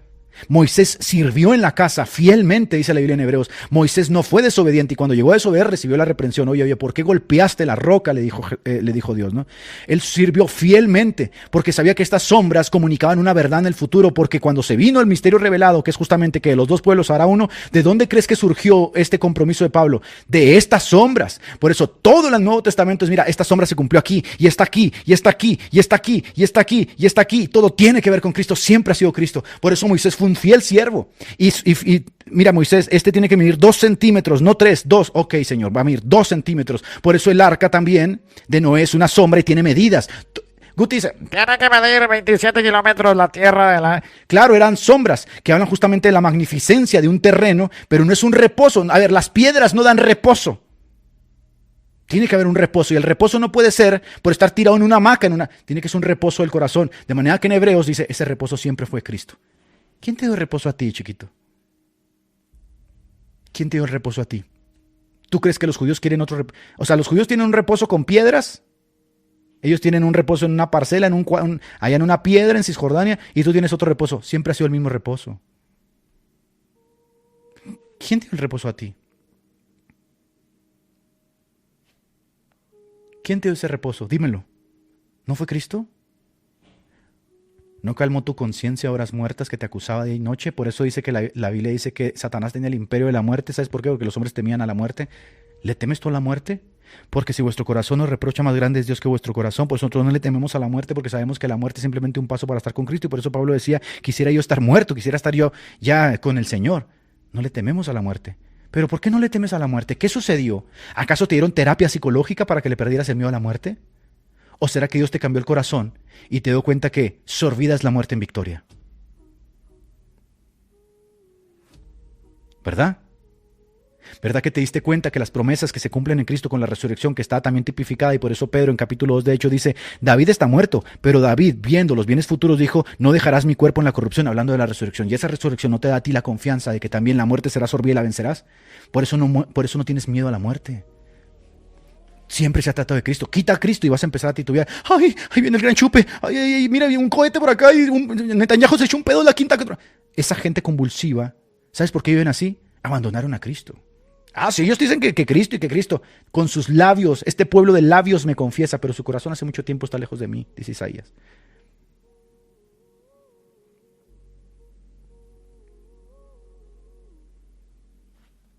De manera entonces que Cristo es el fin de toda la ley. Y Romanos 10:4 dice, porque el fin de la ley es Cristo. Y la gran promesa del antiguo pacto no era un pedazo de tierra putrefacta. Es más, Guti, quédate con esa tierra, hombre, que tanto te hace babear. Quédate, haz todo eso, igual que los testigos de Jehová.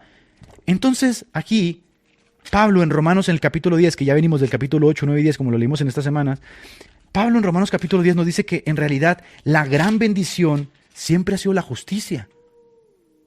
Bienaventurados, decía el Sermón del Monte, no, bienaventurados todos aquellos que tienen hambre y sed de justicia, y Cayocenes. Bienaventurados todos los que tienen hambre y sed de justicia, porque ellos serán saciados. Ay, mi madre. Y Pablo está diciendo, la gran bendición de Dios nunca ha sido un templo, nunca, de todas esas cosas pasajeras que se derrumban, siempre fue la justicia. ¿Cuál justicia? Esta palabra justicia, para quien no lo sepa, fue lo que hizo que Martín Lutero cayera hacia atrás, mira. Wow, mientras estaba leyendo Romanos capítulo 1, versículo 16, Lutero dice en su testimonio, literalmente yo sentí que las puertas del cielo se abrieron, porque Lutero peleaba con Dios. Y cuando llegó Romanos 1:16 dijo, caí para atrás. ¿Y qué dice Romanos 1:16? Dice así, porque no me avergüenzo del evangelio, porque es poder de Dios para salvación a todo aquel que cree, al judío primeramente y después al griego, porque en el evangelio la justicia de Dios se revela por fe y para fe. Como está escrito, citando al profeta Habacuc, el justo, el que quiera estar delante de Dios, justo, bendecido, prosperado, el justo vivirá por la fe. Entonces, aquí, Lutero dice, entonces, todo este sistema de indulgencias, todo este sistema papal, todo esto que me han vendido, se reduce simplemente a que ponga mi fe en Jesús para que Él transfiera su justicia a sí mismo. Eso es sola fide. Pero Pacheco, yo le voy a dar al gas a Pacheco porque él no sabe Biblia. Él no sabe que son 27 kilómetros en el oeste y 25 kilómetros en el cuadrado. Vete a dormir, Guti. Ahora bien, esto que yo les acabo de mostrar es teología del pacto. ¿Sí? Esta es la teología del pacto. Esta es la respuesta pactual que tú tienes que conocer a esa basura renfanita. El pacto tiene algo, tiene una unidad orgánica que no se rompe jamás. ¿Qué quiere decir? Dios no está experimentando con la humanidad. No es como que, ay, híjole, Chihuahua, acá se me fueron acá de bruces estos, construyeron la Torre de Babel, voy a tener que, otra dispensación. No. Dios tiene un pacto. Dios no cambia de plan, su plan siempre ha sido el mismo. De hecho, el dispensacionalismo presenta a Dios como un fracasado. fracasa con Israel, y entonces voltea a ver a la iglesia y dice, bueno, pues vamos a ver qué va con estos gentiles putrefactos, ¿no? No. Dios siempre ha tenido un plan. Dios siempre ha tenido un pacto desde el principio, y ese pacto inició con la Trinidad. Por eso en Efesios capítulo 2, por eso en Romanos capítulo 8, habla de la elección, habla de la predestinación, habla de la glorificación, términos todos que le sacan ronchas a los renfanitas. El pacto siempre ha sido uno y se ha revelado, ¿no?, paulatinamente. Por eso Pablo habla de un misterio. Se le revela el misterio que estaba oculto en las edades. Y ese misterio consistía en saber que el pacto no consistía en que Dios iba a tener una salvación y planes para los judíos y otros planes para la iglesia. El pacto es que de los dos va a ser uno, punto. Y siempre fue el plan de él. Por eso encerró a todos a pecado para tener misericordia de todos. Un tiempo hubo en que los gentiles estaban lejos de los pactos, lejos de Dios, sin la ciudadanía. Pero ahora han venido a ser acercados, es el misterio. Y son conciudadanos y linaje de Abraham. Entonces, ¿qué quiere decir? Que los gentiles siempre formaron parte del pacto, y esto obviamente lo aborrecen los renfanitas. Entonces, Dios no está experimentando con la sociedad, ¿sí? El error dispensacionalista renfanita es que separa artificialmente a Israel de la iglesia y crea dos destinos, crea dos planes. Dios está experimentando, ¿no? De hecho, tiene dos amantes. Dios ama por acá la iglesia y por acá a Israel. Es como una persona que tiene dos amantes, ¿no? La realidad es que no es así. Nunca ha sido así. Tenemos todo lo contrario. La Biblia, como tú te acabas de dar, es cristocéntrica. Desde el principio se lee desde Cristo, por Cristo y para Cristo. De hecho, en las grandes liturgias, cuando tú compartías la Eucaristía, es en Cristo, por Él y en Él. Siempre ha sido de Cristo. Son las grandes doxologías que siempre se han dado, ¿no? Él es la clave para entender toda la Escritura. Siempre ha sido Cristo. El error de los renfanitas es que su literatura o su lectura es renfanita. Ellos leen a Israel y por eso dicen esas frases torpes, estúpidas, contrarias a la fe cristiana y cancerígenas. Israel es el reloj profético de Dios. No. La Biblia no trata de Israel. La Biblia trata de Cristo. Cristo es realmente el cumplimiento. Cristo está en Génesis, Cristo está en Éxodo, Cristo está en Levítico, Cristo está en Número, Cristo está en Deuteronomio, Cristo está en toda la Torá, en los profetas, en la ley, en todas partes está Cristo. Entonces, ¿qué pasa? Por eso se van y leen, tiene que tener la tierra perpetuamente. Sí, pero no estás leyendo a Cristo ahí. Si tú metes a Cristo en esa lectura, vas a encontrar que el reposo de esa tierra es Cristo. Pero tiene que tener un templo, pero no estás leyendo a Cristo ahí. El templo es Cristo. Cuando empiezas a poner a Cristo nuevamente, empiezas a sentir la gloria de Dios que nuevamente vuelve a su iglesia y no tienes ese sicabot de todas estas sectas renfanitas que son un cáncer, que están totalmente atiborradas de herejías. ¿Por qué? Porque abandonaron a Cristo. No predican exegéticamente y no predican a Cristo. Predican rapto, predican renfán, predican 666, predican gematrí, predican cualquier estupidez. Entonces, antes de la propia creación, el Hijo, el Padre, el Espíritu Santo acordaron salvar a los escogidos. Este es el plan de la salvación, la Trinidad ontológica. Cuando nosotros vemos cómo se relaciona Dios con los individuos, estamos participando de lo que se llama la Trinidad económica. El Padre envía, el Hijo es enviado, el Espíritu Santo es enviado por el Padre y el Hijo. Y estamos participando de lo que a ellos les place revelarnos de cómo llevaron a cabo ese plan. El plan en lo oculto, el misterio oculto, forma parte de la Trinidad ontológica. La salvación es un plan trinitario inmutable. Dios no falló jamás. No es como que a Dios se le salió de control y no supo qué hacer.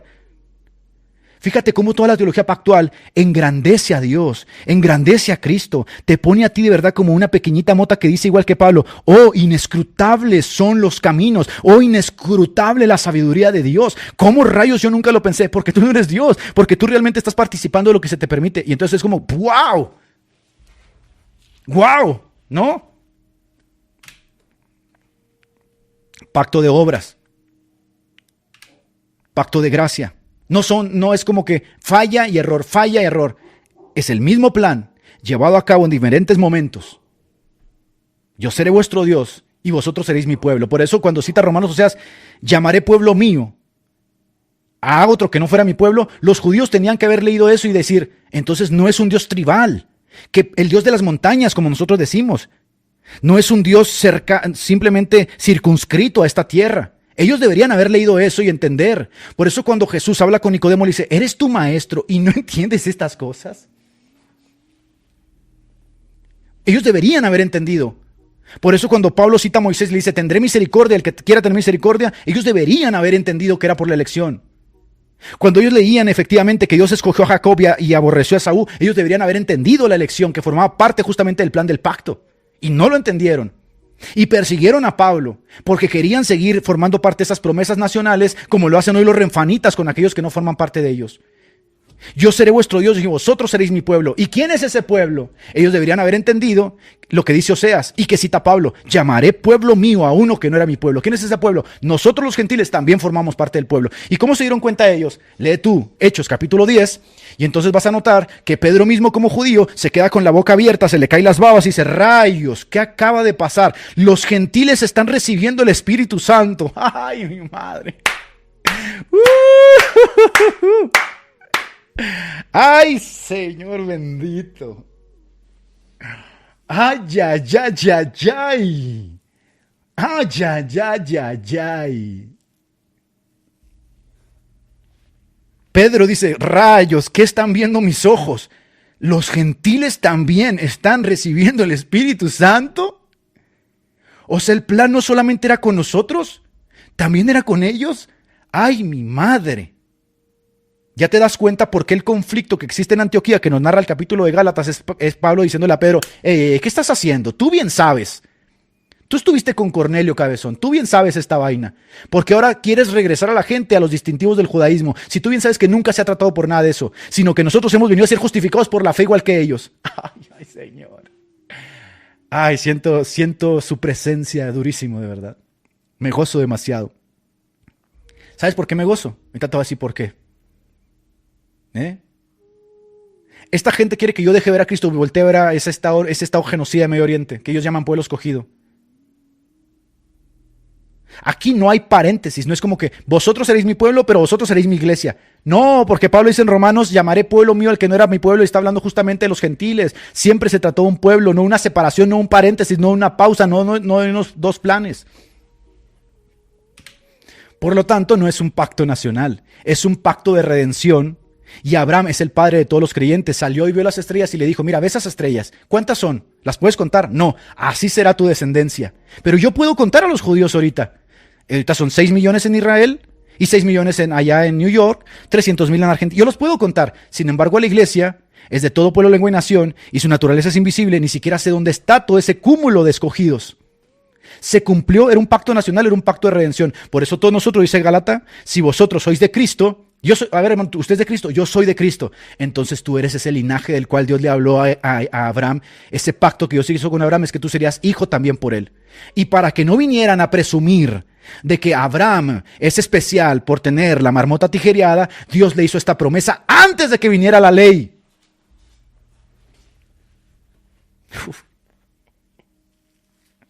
Para que no vienen a decir, tenemos a Abraham, mira, tenemos la circuncisión. Pablo les dice, y no vengan con esa vaina, porque Dios le hizo esta promesa a Abraham cuando lo sacó de los caldeos y todavía ni venía la ley. Abraham ni siquiera tenía tijereado el tejón. Y ahí le hizo la promesa a Abraham de que su descendencia sería como la incontable. Estaba hablando, por supuesto, del misterio revelado. ¿Cuál era el misterio? Está hablando de la iglesia. Está hablando del cumplimiento de ese pacto de redención donde participamos todos. Y por eso Pablo dice en Corintios, todos hemos bebido de la misma bebida espiritual. Ellos la bebieron cuando iban en el desierto. La roca que los seguía, que esa es una tradición de los judíos, la roca que los seguía y que les daba agua, estaban bebiendo también del Espíritu. Ellos fueron bautizados como ustedes. ¿Cuándo? Cuando pasaron todos por la nube. Ay, mi madre, es que de verdad, ¿cómo es posible que seas renfanita? ¿Cómo es posible que seas dispensacionalista? Es una basura. ¿Cómo es posible? Dios siempre salvó a la gente igual. Dios siempre trató con ellos igual. Siempre fue un pacto. Lo que pasa es que ellos no lo veían porque el cumplimiento ha venido a darse con Jesucristo, que es el heredero de las promesas. Y habiendo, ha hablado a muchas veces a nuestros padres, pues, profetas en estos últimos tiempos, ha hablado por medio del Hijo, quien constituyó heredero de todas las cosas. Y alguien puede decir, a ver. Entonces, ¿no les tiene que dar una tierra? Pero se las está dando, es Cristo. Pero entonces no les tiene que dar otro templo, es Cristo.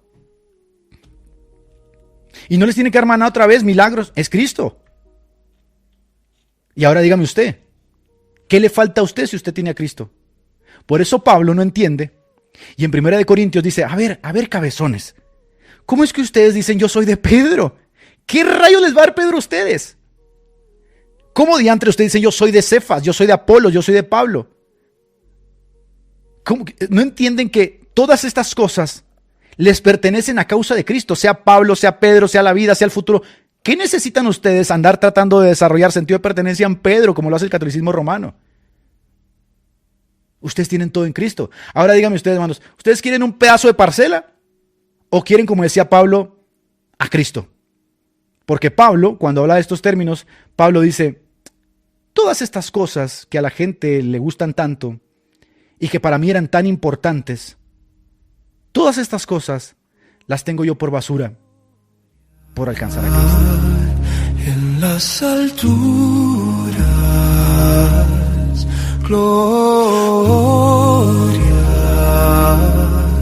paz en la tierra, gloria, en las alturas, gloria, paz en la tierra, te adoramos. Entonces, siempre que usted escuche un renfanita sacar un texto así aislado, Levítico 27, dígale, ¿lo estás leyendo a la luz de Cristo? No.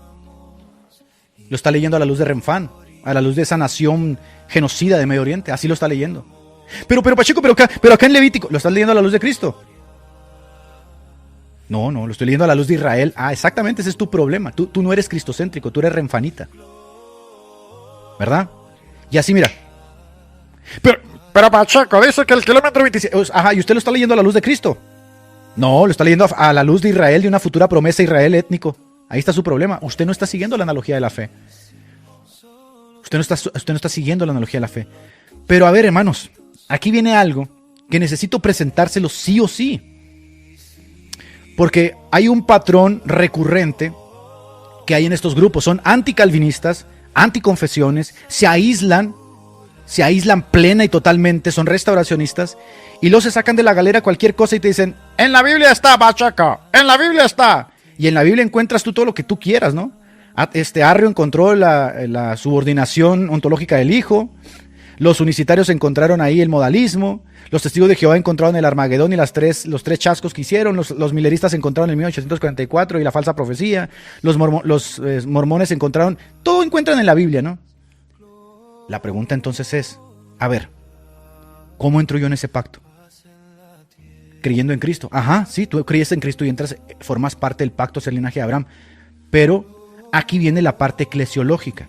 Por eso nosotros cuando estudiamos la Biblia, estudiamos esta eclesiología, soteriología, amartiología, neumatología, ¿verdad? Para entender cómo todas estas cosas se integran en la teología general. Y por eso cuando hablamos del bautismo, todas nuestras confesiones lo toman como señal del pacto, del perdón de nuestros pecados y de la regeneración. Todas. Mire. Vea eso. Este es el concepto desarrollado del signo y lo significado. Escuche bien. En la teología protestante clásica, no esta teología nueva, ¿no? Pelagiana, renfanita. En la teología protestante clásica, que viene justamente del desarrollo de toda nuestra teología histórica, el bautismo no es simplemente un símbolo, es una señal y un sello de la gracia interna. O sea, sucede internamente, hay un cumplimiento por medio del bautismo que viene justamente formando parte de todo el plan de Dios. Por eso dice, ellos fueron bautizados bajo la nube. O sea, ese pueblo que caminó en el desierto. Tú tienes que formar parte del pacto por medio del bautismo. Y lo tenemos, Confesión de Fe de Westminster, que es la norma doctrinal por excelencia del presbiterianismo histórico, 1647. En el capítulo 28, sección 1, el bautismo es un sacramento para que para la persona bautizada sea una señal y sello del pacto de la gracia.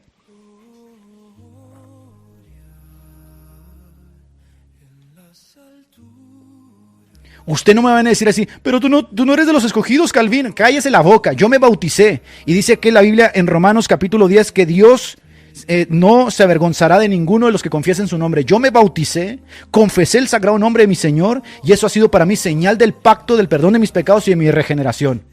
No estoy diciendo que el agua me regeneró, estoy diciendo que el agua como señal visible da cumplimiento a una realidad invisible que sucedió en mi interior. Cuando yo confesé con mi boquita lo que había en mi corazón y me bauticé, yo formé parte de ese pacto. En el capítulo 28, en la confesión de Westminster, dice, de su injerto en Cristo, de su regeneración, de la remisión de sus pecados.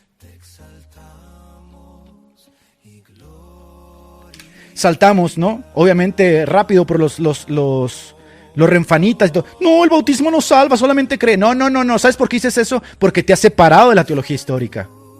La señal confirma que mi culpa ha sido lavada por la sangre de Cristo y ha sido aplicado el Espíritu Santo, que es el fundamento de Hechos capítulo 2, 38. Pero es que pasamos también al consuelo, ¿no?, de la tradición reformada continental, que son los 3 principios de unidad de 1563, que es el catecismo de Heidelberg, la confesión belga, el catecismo de Dordrecht, la confesión de Dordrecht. Y mira lo que dice en la pregunta 69.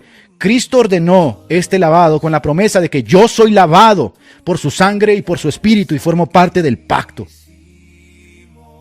Y ser lavado en la pregunta 70 del catecismo de Heidelberg dice: ser lavado por el Espíritu significa que el Espíritu Santo me ha regenerado y me ha consagrado para ser miembro de su pueblo, justo como fue miembro de su pueblo aquellos que pasaron debajo de la nube, justo como fue Abraham miembro de su pueblo, como fue Jacob, como fueron los patriarcas, así soy miembro de su pueblo.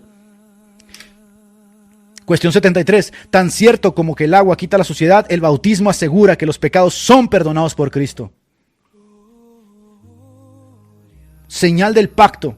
Pero es que hay otra señal del pacto. ¿Sabes qué? Cuando tú vas a la iglesia y participas del pan y participas del vino, es otra señal del pacto de que te mantienes adherido al cuerpo de Cristo, formas parte de él por una señal visible de algo que sucedió invisiblemente. Jesucristo pagó por tus pecados y cada vez que participéis de este pacto, la muerte del Señor anunciáis hasta que Él venga. Esta es la teología pactual contra el renfanismo asqueroso ese que se metió en las iglesias en las últimas 2 décadas. Pasamos a la confesión belga. 1561, segunda generación de la Reforma Protestante, el documento doctrinal de las iglesias reformadas por excelencia. El bautismo, artículo 34, nos sirve de testimonio de que Él será nuestro Dios para siempre y que siempre será un Padre bondadoso con nosotros. ¿Y qué dice en el artículo 34? Él hace en nuestra alma lo que el agua hace en nuestro cuerpo, lava, limpia nuestra alma de sus pecados. Cuando usted se encuentre triste, cuando se encuentre cabizbajo, recuerde su bautismo, eche mano de la vida eterna, como dice Pablo a Timoteo. Yo ya me bauticé, Dios no me va a abandonar, Dios no me va a dejar, Dios no me va a soltar. He cumplido con lo que Él me pidió. Él no me pidió el cumplimiento de la ley, Él la cumplió por mí y me pidió que esta señal fuera como pacto entre Él y yo. Y cuando yo bajé a las aguas y cuando yo fui bautizado y cuando se derramó agua sobre mi cabeza y cuando el agua tocó mi cuerpo, fue una señal visible de lo que había sucedido invisiblemente entre Él y yo, que Él perdonó todos mis pecados porque confesé su nombre delante de todos. Entonces somos renovados de nuestra inmundicia por la regeneración que el bautismo significa. Señala una regeneración interna, señala un perdón de los pecados. Estamos dentro del pacto. Somos el pueblo escogido. No, Pacheco, el pueblo escogido es aquel que estaba allá en Medio Oriente, que entró en 1948. Cállate la boca. Pasamos a los 39 artículos de religión de la Iglesia Anglicana, que es la base doctrinal de la Iglesia de Inglaterra y sobre todo la base que le da sustento a la Iglesia Metodista con sus 28 artículos, que dice: el bautismo es señal de la regeneración, del renacimiento, por lo cual somos injertados en la Iglesia dentro del pacto. Y en el artículo 37 dice: la promesa del perdón de los pecados son visiblemente afirmadas y selladas. Usted a mí no me va a venir a acusar, ni me va a venir a decir que es calvinismo, va la exégesis calvinismo. ¿Qué tiene que ver el calvinismo acá? Es clarísimo que esta exégesis pedagógica está en las Escrituras y a ustedes les punza porque ustedes son renfanitas, abandonaron la teología, abandonaron a Cristo, abandonaron la confidencialidad, son soloístas bíblicos y dicen cualquier estupidez aislada para tratar de quitarle esta seguridad a la gente. La fe es confirmada y la gracia aumentada por la virtud de la oración a Dios. Tenemos la segunda confesión helvética, redactada por Bullinger, que fuese el que sustituyó a Zwinglio, ampliamente aceptado en Europa, segunda generación de los apóstoles, que dice: ser bautizado es ser purificado por el don de Dios, es decir, por la remisión de los pecados. Usted no me puede decir que yo no necesito bautizarme con que crea. Usted está loco, usted no está siguiendo la teología bíblica, ni siguiendo la analogía de la fe, ni siguiendo a nuestros reformadores, ni siguiendo las confesiones. Está siguiendo su propio camino. Usted está siguiendo su propio camino, su propio destino, junto con las sectas. Dios nos recibe en su familia por el bautismo, que es la señal de ese pacto, de esa regeneración. Confesión Bautista de Londres, porque van a decir: no, nosotros los bautistas no creemos eso. También, porque la Confesión Bautista de Londres es una adaptación de la Confesión de Westminster, y la perspectiva de los bautistas reformados del siglo XVII es justamente esta, en el capítulo 29 de la sección 1. El bautismo es una señal de la unión con Cristo, de la regeneración y de la remisión de los pecados. Todos ellos hicieron teología. Esto es lo que yo le pido a los provisionistas. Ken Wilson. No, esto es lo que te pido. Cómo se integra la martiología, cómo se integra la soteriología, cómo se integra la cristología, cómo se integra la neumatología en tu quehacer teológico. No, los bebés no tienen pecado. Pues qué fácil, ¿no? Igual que esto es lo que yo pido. Un quehacer teológico robusto, pedagógico, que vaya con las escrituras cristocéntricos de la analogía de fe, la regla de la fe, la fe histórica. Nada, no me entrega nada. ¿Qué me entregan los renfanitas? Los renfanitas lo que me entregan es una distorsión total de algo que nadie creyó por 2000 años. Es más, ahí estuvo el loco de Alduchin diciendo que Orígenes es discípulo del apóstol Juan y que Hipólito de Roma es discípulo de Orígenes. Cualquier barrabasada que se está corriendo porque abandonaron la confesión. Pregúntele usted a Alduchin si es calvinista, si es arminiano. Ellos dicen, no somos nada de eso. Sí, ustedes siguieron su propio camino. Y me juzgan a mí porque hago eco de mi pueblo, de lo que ha creído mi pueblo por 2000 años. Entonces significa, por supuesto, que dentro de ese pacto nuestra vida ha sido renovada, entregada a Dios para vivir, para andar en novedad de vida, y por lo tanto todas estas confesiones tienen puntos en común. Es una señal externa de una gracia interna. Cuando el agua tocó tu cabecita o cuando fuiste sepultado bajo las aguas, como dice Pablo, se confirmó un pacto. Esta señal visible para ti del pacto. Nada más recuerda tu bautismo, fuiste bautizado. Sella el perdón de los pecados. Todos tus pecados fueron borrados y lanzados al fondo del mar. Yo no me acuerdo de ellos. ¿Cuáles pecados, Pacheco, me estás preguntando? ¿No te bautizaste? Sí, se borraron. Y ahora tienes un sumo sacerdote que intercede perpetuamente para nosotros de día y noche y que está ahí justamente para los escogidos que formamos parte del pacto. ¿Me tienes a mí por mentiroso? ¿Me tienes a mí por mentiroso? Cuando la Biblia enseña que si yo le creía a Jesucristo soy parte de esa nación santa, pueblo escogido, mientras que tú llamas a esos que llamó Jesucristo hijos del diablo, ¿les llamas pueblo escogido? ¿Quién es el mentiroso? Ustedes son los mentirosos, renfanitas. Tito capítulo 3 versículo 5 nos salvó no por obras de justicia, sino por el lavamiento de la regeneración y por la renovación del Espíritu Santo, que tiene por pacto la señal visible del agua. Arrepentidos y bautícese cada uno de vosotros para el perdón de los pecados. Usted no puede separar por sus polainas el bautismo de agua de la fe. Como no se puede separar tampoco la regeneración, la señal visible, el perdón de los pecados, porque todo esto forma parte de la teología histórica y está en las Escrituras. Yo le creía a Cristo y por eso Ananías le dijo a Pablo, levántate papito, levántate y bautízate invocando el nombre de Jesucristo para el perdón de tus pecados. ¿Y qué hizo Pablo? Se bautizó, como todos nosotros, porque no hay uno que sea más, uno que sea menos. Ahora tú me dices que ese es el pueblo escogido. ¿Y qué soy yo? Yo soy antisemita y ese pueblo, eso están matando, aborrecen al Mesías, dicen que está ardiendo en excremento, pero es el pueblo escogido. Y a mí, sobre la cual se dijeron estas promesas, que dice Romanos capítulo 8, versículo 29, a mí, sobre mí, que se dijeron estas preciosas promesas, que formo parte del pacto, que obedecí a Jesucristo, que lo confesé con mis labios, que no me avergüenzo de él, que milito mi fe en el cristianismo, me dices que soy antisemita, sobre mí se dijo, porque a los que antes conoció también los predestinó para que fuesen hechos conforme a la imagen del Hijo, para que él sea el primogénito entre muchos hermanos. De mí, dices, descarado, me llamas antisemita a mí, que creía a Jesucristo, mientras llamas pueblo escogido a esa sinagoga de Satanás, y lo dice, y a los que predestinó, estos también llamó, a los que llamó, estos justificó, a los que justificó, estos también glorificó. Si Dios es conmigo, ¿quién contra mí? Ustedes están contra mí. Ustedes están contra mí. ¿Sabes por qué? Porque les he desnudado su cáncer malicioso que introdujeron a la iglesia. Y lo digo con la misma pasión con la que Pablo hablaba en contra de los judaizantes. Y le digo, sufro dolores de parto para que mi pueblo repudie ese cáncer. Sufro dolores de parto hasta que Cristo vuelva a ser predicado en nuestros púlpitos. Hasta que Cristo regrese al centro de la fe, hasta que Cristo regrese al centro de la iglesia. Sufro dolores, por eso tengo pasión, por eso me apasiono en predicar a Cristo. Hasta que Cristo sea formado nuevamente en vosotros, porque lo abandonaron por Renfán, lo abandonaron por Israel, por la menorá, por la estrella de Renfán, lo abandonaron por un estado político genocida, asesino, lo abandonaron por seguir fábulas de viejas, por seguir las innovaciones teológicas de su mente, entenebrecida por el mal. De manera que las confesiones, y le he mostrado toda la Biblia. Así que miren, todo lo que les mostré en el primer capítulo, lo vengo reformando con todo lo que enseñó mi pueblo por 2000 años.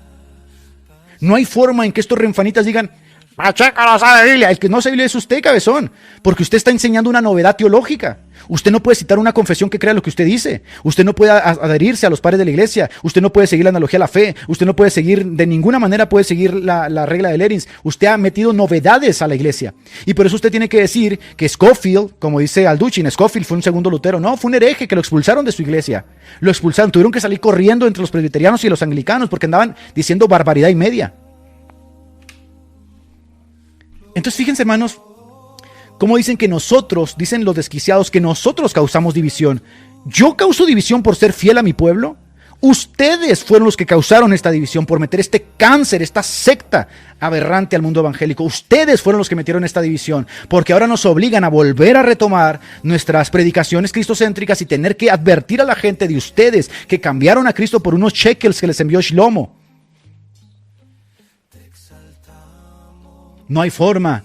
Están derrotados. Están perdidos.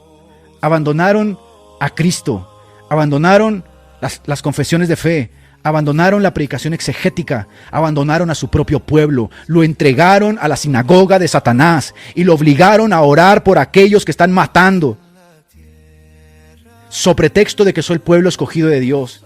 Y cargaron sobre pueblos que no tenían nada que ver, cargaron todo su odio. Odian a los islámicos porque les enseñaron a odiar a los islámicos. Por eso siempre que salen estos temas, es el Islam el problema. Usted no conoce el Islam, usted no hace apologética contra el Islam. El Islam es un chivo expiatorio para toda esta basura que ha metido a la iglesia. Usted creó una yuxtaposición entre el Islam y el judaísmo para poder bancarse al judaísmo y tener al chivo expiatorio del Islam. Quiero verlo haciendo apologética contra el Islam, a ver si usted tiene una preocupación por los islámicos. Porque la Biblia dice, sed reconciliadores de Dios con los hombres. ¿Ustedes no son reconciliadores de Dios con los islámicos?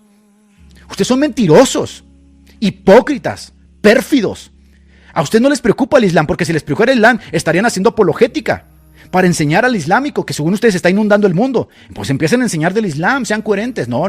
¿Sabes por qué hablan del Islam? Porque lo utilizan como un chivo expiatorio para descargar todas sus frustraciones, su odio.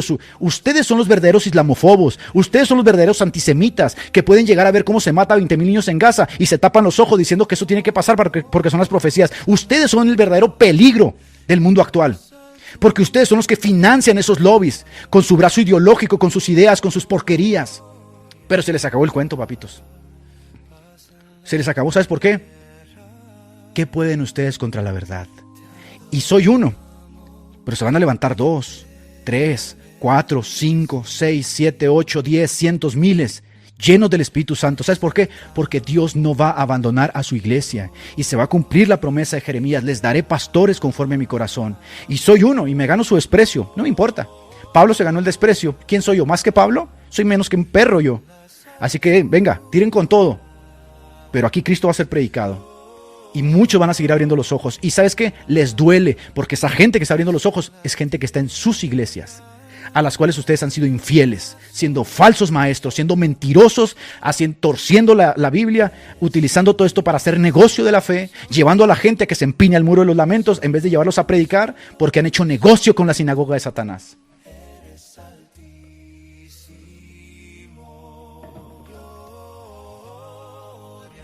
Somos cada vez más. Así que aquí tienes una exposición preciosa de la teología de nuestro pueblo. La teología de nuestro pueblo es Cristo. No es Renfán, no es Israel, es Cristo. Bendito sea su nombre por siempre, porque para Él, por Él y para Él son todas las cosas. Y lo decimos siempre con la humillación que se merece. Somos menos que un perro, no nos jactamos de nadie, no somos más que los judíos, no somos más que los islámicos, no somos más que nadie, porque ontológicamente ya no hay judío ni griego, ni mujer ni hombre, solamente somos un pueblo redimido, que venido el tiempo de la gracia, Jesucristo le dijo, ven para acá chiquito, tú eres de los míos. Y así, cuando menos lo piensa uno, como cuando Jesucristo está ahí en esa cruz, y de repente uno de esos ladrones, sin que se lo esperara, le dice, acuérdate de mí cuando vengas en tu reino. Jesucristo voltea y le dice, es de los míos. Es de los míos, es de los que el Padre me dio. Es de los que el Padre trajo. Ellos, escúchame, son mis ovejitas que estaban abandonadas por toda esta clase sacerdotal fariseica. Son de los míos. Venid. Estarás conmigo, papá. Estarás conmigo hoy. Somos los de Él. ¿Y por quién vamos a ser perseguidos? Por estos. Escuche bien. Nos van a perseguir. Y sí, ahorita es un debate, hermano. Escuche. Ahorita es un debate en internet. Pero nos van a perseguir. Ellos nos van a perseguir. Ya lo verás, empieza con un debate, empieza con una crítica, empieza con torcerte la cara, empieza con poner... Pero después, escala, porque se tiene que cumplir que los hijos terrenales tienen que perseguir a los espirituales, y los terrenales son esa nación étnica que ellos están embelesados y envenenados por ella. El sopor de Renfán los atravesó, el sopor de esa gran ramera renfanita los tiene atravesados, y algunos de ellos reciben shekels de Shlomo. Y nos van a perseguir y nos van a entregar. Y sabes que cuando nos entreguen no lloren, ni se quejen, levanten la cabeza y digan, venga, dale con todo. No les tenemos miedo, porque me seréis testigos, dijo el Señor, y les daré su espíritu, mi Espíritu Santo. ¿Sabes qué van a hacer otros? Van a rechinar los dientes mientras escuchan la exposición de Cristo, van a rechinar los dientes. ¿Pero por qué? ¿Por qué? Van a rechinar. Otros van a decir, gracias por esa exposición, gracias por lo que dijiste, ahora entiendo, gracias. Así es, y tiene que suceder. Gente, prediquen a Cristo, vuelvan a hablar de Cristo. Volvamos a traer a Cristo a nuestros púlpitos, a las redes sociales, a las cosas que hacemos. Y van a darse ustedes cuenta cómo el Señor vivifica su iglesia. Y vuelvan a lo que siempre les hemos dicho, vuelvan a las confesiones, vuelvan a la teología pactual, vuelvan a la teología histórica, adhiéranse a una confesión robusta, aléjense de estas sectas novedosas y cancerígenas que están matando al pueblo evangélico. Y no hay vida en ellas. Y el tiempo, mira, el tiempo se les está acabando, el reloj verdadero se les está acabando y marca que les falta poquito para que ustedes sean entregados como una secta a los ojos del mundo. Pronto lo van a ver. Preciosos, les mando un abrazo fuerte a todos ustedes.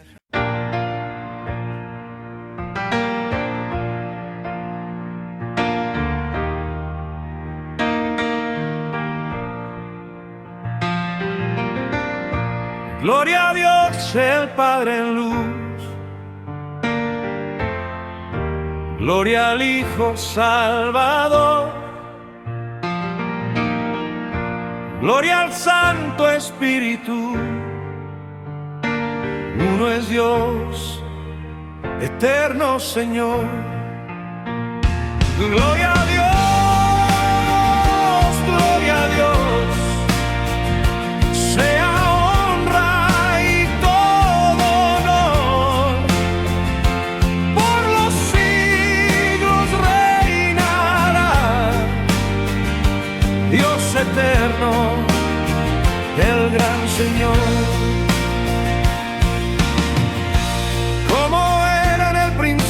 Ya, hoy es y siempre será. Dios gobierna con poder, su dominio no tendrá fin. Gloria a Dios, gloria a Dios.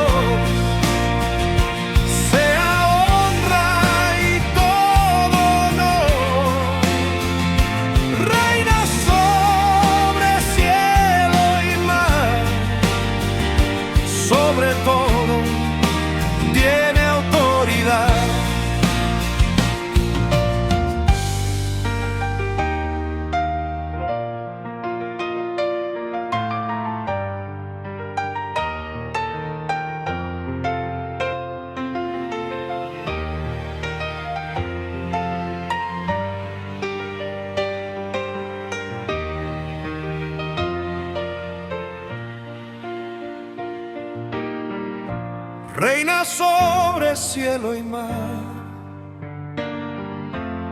sobre todo tiene autoridad. Su palabra firme está, nada la podrá cambiar. Gloria a Dios, gloria a Dios. Sea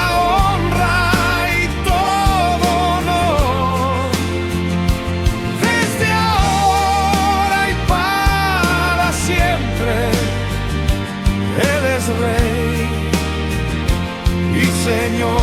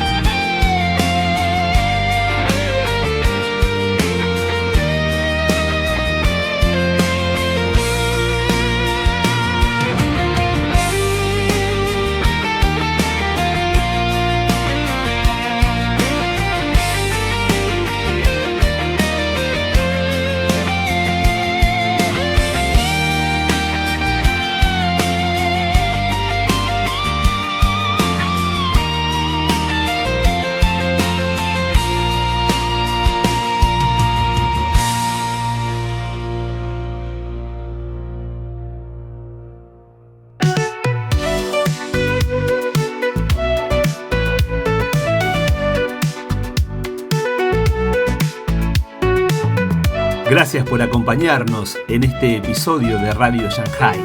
Tu apoyo nos ayuda a seguir conectando el mundo de hoy con los principios eternos.